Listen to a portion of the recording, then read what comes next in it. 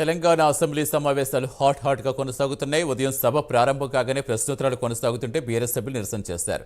లగచర్ల, హైడ్రా, మూసి వంటి కీలక అంశాలపై చర్చించాలని బీఆర్ఎస్ పట్టుపట్టింది. దీనికి స్పీకర్ అనుమతించకపోవడంతో ప్రభుత్వ తీరు నిరసిస్తూ బీఆర్ఎస్ సభ్యులు వాకౌట్ చేశారు. ప్రభుత్వానికి వ్యతిరేకంగా సభ నుంచి వాకౌట్ చేస్తున్నట్టుగా హరీష్ రావు ప్రకటించారు.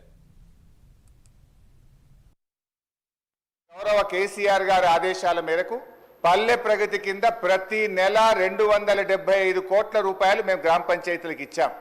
పల్లె ప్రగతి ప్రారంభమైన తర్వాత 3,300 కోట్ల రూపాయలు 3,300 కోట్ల రూపాయలు మేము గ్రామ పంచాయతీలకు ఇచ్చాం.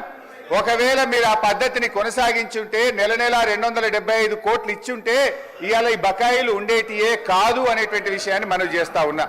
ఇవాళ కాంగ్రెస్ పార్టీ ఈ సర్పంచుల పాలిట, పేద కాంట్రాక్టర్లు, ఎంపీటీసీలు, జెడ్పీటీసీల పాలిట ఈ హస్తం గుర్తు భస్మాసుర హస్తమై కూర్చున్నది. ఇవాళ వాళ్ళ ఉసురు పోసుకుంటున్నారు. సో దయచేసి మంత్రి గారిని నేను స్పష్టంగా అడిగా, సంవత్సర కాలంలో మీరు క్లియర్ చేయలేదు. ఒక్క నవంబర్లో బడా కాంట్రాక్టర్లకు 1,200 ఇచ్చారు. అందులో సగం ఇస్తే సర్పంచ్ల బిల్లులు క్లియర్ అవుతుండే. ఎప్పట్లోకి ఇస్తారో స్పష్టంగా చెప్పండి అంటే త్వరలో ఇస్తాం, చూస్తాం, చేస్తామన్నారు.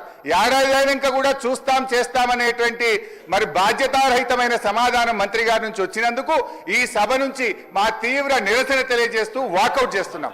మేము చెల్లించమనలేదు, చెల్లిస్తాము. మీరు ఇచ్చిపోయినటువంటి వారసత్వం, పెండింగ్ బిల్లులు, అప్పులు, ఆర్థిక వ్యవస్థ బాగలేదు కాబట్టి సర్దుబాటు చేస్తున్నాం, కొద్దిగా టైం అడుగుతున్నాం. కానీ మేము చెల్లించలేదు అని అనలేదు. సాక్షాత్తు ఆర్థిక శాఖ ఆనాటి మంత్రి గారు ఉండి ఈసారి చాలాసార్లు మాట్లాడుతున్నారు ఈ సబ్జెక్ట్. మీరు ఒక్క సంతకం పెట్టి ఉంటే 600 కోట్లు ఆ రోజే రిలీజ్ అయ్యేది. కానీ మరి బీఆర్ఎస్ అంటే బకాయిల రాష్ట్ర సమితి లాగా మాకు ఇచ్చిపోయినరు. అదే వారసత్వంతో మరి మేము చెల్లించలేని పరిస్థితి ఉంది. కానీ తప్పకుండా సర్పంచులు, అందరికి సంబంధించినటువంటి సర్పంచులు ఉన్నారు. వాళ్ళ బాధ మాకు తెలుసు. వాళ్ళు ఆత్మహత్యలు చేసుకున్నారు. మీ హయాంలో చాలామంది రకరకాల ఇబ్బందులు పడ్డారు. కాబట్టి సానుభూతితో ఉన్నాం. సకాలంలో రిలీజ్ చేసేందుకు ఆర్థిక శాఖ మంత్రులను కూడా నేను వేదిక ద్వారా కూడా కోరుతా ఉన్నాం.